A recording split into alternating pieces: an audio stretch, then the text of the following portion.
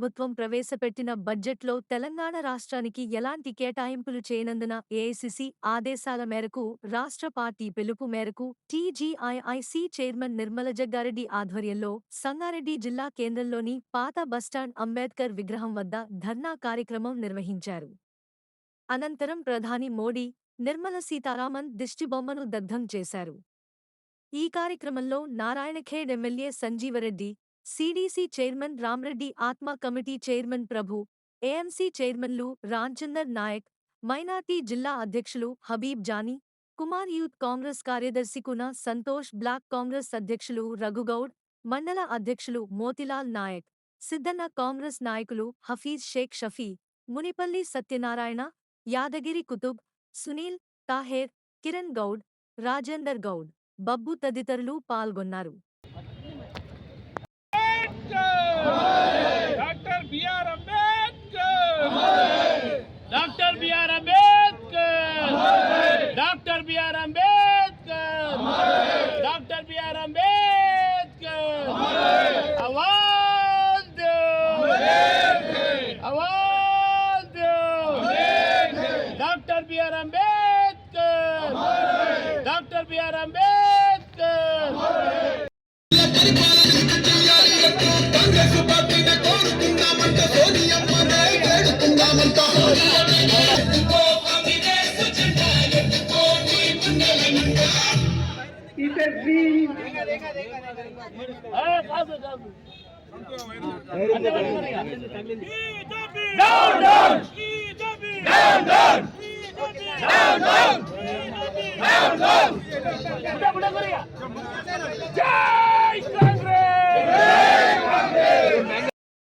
మన పిసిసి అధ్యక్షుడు మహేష్ గౌడ్ గారి ఆదేశాల మేరకు యావత్ తెలంగాణలో కూడా ప్రతి జిల్లాలో హెడ్ క్వార్టర్ ఈ కార్యక్రమం చేయడం జరుగుతుంది. ఈ కార్యక్రమానికి అందరూ కూడా పిలిపివ్వడం జరిగింది. మరి ఇప్పుడు మనకున్న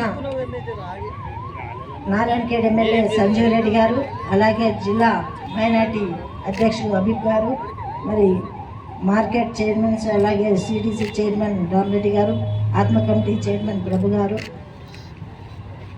మరి కూన సంటి గారు, చర్యాల అంజనేయులు గారు, మిగతా మండల అధ్యక్షులు, బ్లాక్ ప్రెసిడెంట్లు, మహిళలు, యువకులు అందరు కూడా ఈ కార్యక్రమం పిలిపివ్వగానే రావడం జరిగింది. అందరికీ ధన్యవాదాలు. మరి ఈ కార్యక్రమం మనందరికీ తెలుసు, ఎంతో బాధాకరమైన రోజులు. మరి అలాంటి రోజులు మనం భరిస్తున్నామంటే మరి చూస్తూ ఊరుకోవద్దనే మన కాంగ్రెస్ ప్రభుత్వం ఆదేశాలు ఇవ్వడం జరిగింది.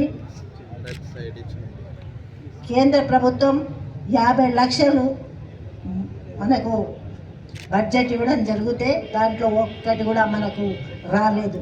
తెలంగాణ ప్రభుత్వంలో 8 మంది ఎంపీలు గెలిస్తే అందులో 2 కేంద్ర మంత్రులు అయి కూడా తెలంగాణకు మరి ఏమీ చేయలేదంటే వాళ్ళు రాజకీయంగా మరి వాళ్ళు పనికిరారని అనిపిస్తుంది. ఎందుకంటే మనము ఆశలు పెట్టుకున్నాం, ఇంతమంది గెలిచిండ్రు, మన కోసం తెలంగాణ కోసం కొట్లాడి నిధులు తెస్తారంటే మరి అడగలేదు అంటే నిజంగా వాళ్ళు రాజకీయంగా వాళ్ళకు ఇది లేదు, వాళ్ళకు మరి మనసు రాలేదా, కావాలని చేస్తుందనేది ప్రజలు గమనిస్తున్నారు.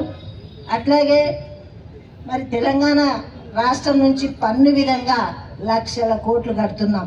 మరి మన పైసలు మనకిచ్చినా సరిపోతుండే, ఎంత కేటాయించాలో అంత కేటాయిస్తే కూడా మరి సంబరంగా ఉండేది. మరి గత ప్రభుత్వం అడగలేదు అని చెప్పింది. మనం ఈ ప్రభుత్వంలో మన ముఖ్యమంత్రి రేవంత్ రెడ్డి గారు కానీ మన బట్టి విక్రమార్క గారు ఇద్దరు కలిసి మరి మోడీ గారిని అలాగే ఆర్థిక శాఖ మంత్రి పోయి అడగడం జరిగింది. మరి పెద్దలు అంటారు అడగకపోయినా అమ్మ అన్నం పెట్టదని. మరి కాంగ్రెస్ ప్రభుత్వం మరి పొయ్యి అడిగితే మరి ఎందుకు ఇవ్వలేదు? అలాగే మన కేంద్ర ఆర్థిక శాఖ మంత్రి అయిన నిర్మలా సీతారామన్ గారు మరి తెలంగాణ ఆడపడుచు, తెలంగాణ ఆడపడుచుగా, తెలంగాణ బిడ్డగా, తెలంగాణ కోడలిగా మేము గౌరవిస్తున్నాం. ఆ బడ్జెట్లో మహిళలకు కూడా ఏమి ఇవ్వలేదు. తెలంగాణ రాష్ట్ర మహిళలకు కూడా ఒక్క రూపాయి వేయలే. తల్లి నువ్వు ఉన్నావు, మేము అంటున్నాం ఆడపిల్లలుగా, నేను కూడా అడుగుతున్నా, మరి ఆడవాళ్ళు ఈరోజు సమానంగా ఓట్లు వేస్తున్నారు, అన్నిట్లో రాజకీయంగా ఆర్థికంగా అన్నిట్లో ముందుకు వస్తున్నారు. మరి ఆడపిల్లలు నీకు కనిపించలేదా? ఆడపిల్లలు నీకు ఇది లేదా? నీకు సపోర్ట్ లేదా? ఈరోజు మరి ఆడవాళ్ళను కూడా కించపరిచే విధంగా చేసిందని కాంగ్రెస్ పార్టీ మిమ్మల్ని ప్రశ్నిస్తుంది. ముఖ్యంగా గత కాంగ్రెస్ ప్రభుత్వం మరి ఏమేం చేసిందో ఒక మనకు కంపెనీలు ఫ్యాక్టరీలు తేవడం జరిగింది. మరి మనకున్న నిధులతో ఎన్నో అభివృద్ధి చేయడం జరిగింది. మరి 10 ఏళ్ళు పరిపాలించిన బీజేపీ ప్రభుత్వం ఇప్పటి వరకు కూడా ఏమీ చేయలేదు.